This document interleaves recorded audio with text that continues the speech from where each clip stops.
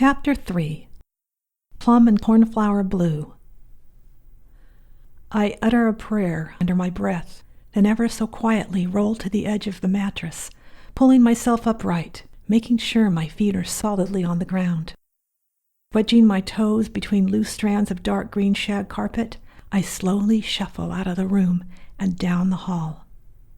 Then I hear it, the rising commotion.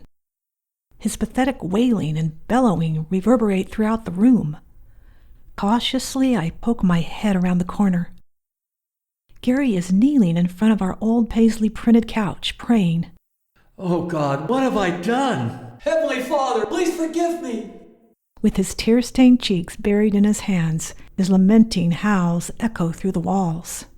I wait as he pounds the couch with his fists in the sudden transition from out-of-control lunatic to melodramatic repentant sinner. I fail to comprehend how the nightmare could get much worse, but it does. My husband's theatrical bemoaning continues for a full hour, and now it's 5 a.m. At this point, I'm not sure who I feel sorry for, him, me, or the next-door tenants who can hear everything through our paper-thin walls. Amid this nightmare, I want to escape, run away forever. But 6 months earlier, Gary and I had been sealed for time and eternity in holy matrimony. We had made sacred temple covenants before the Lord. You can't just give up that easily when you make these kind of promises. I remind myself that I need to do everything in my power to make this marriage work. Besides, I'm pregnant. I just can't pick up and leave. How would my child and I survive without a man to take care of us? I'm barely making minimum wage. Before Gary left for work that morning, he made me promise not to tell my parents what had happened. He said he was sorry and wanted to talk when we got home. Sorry? That's it? He must have used all his theatrics for God and had nothing left for me. The apartment was empty now, and so was my heart. In hysterics, I threw myself on the bed and covered my head with my pillow, wanting to smother myself. But it was Monday. I needed to show up for work, despite my swollen eye, shattered heart, and hijacked night's sleep. Hobbling toward the bathroom, I examined my face in the mirror. I was horrified. On most days, my deep-set brown eyes and rosy complexion typically brought a warm glow to a frosty room. But not that day. I reached to touch my eyelid and winced.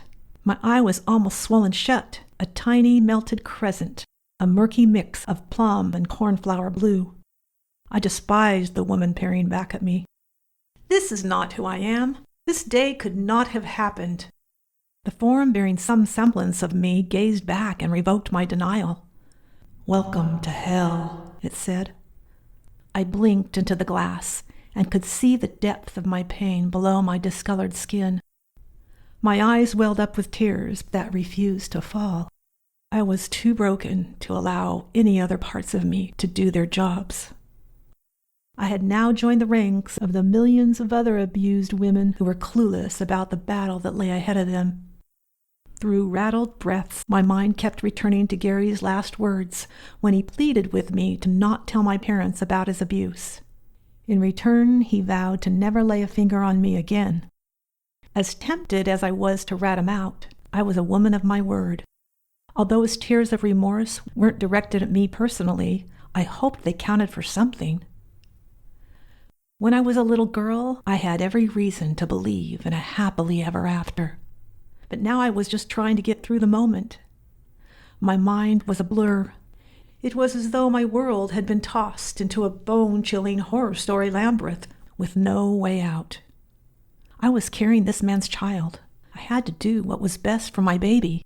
Yet at age 22, I hardly knew what was best for me, or what best even looked like.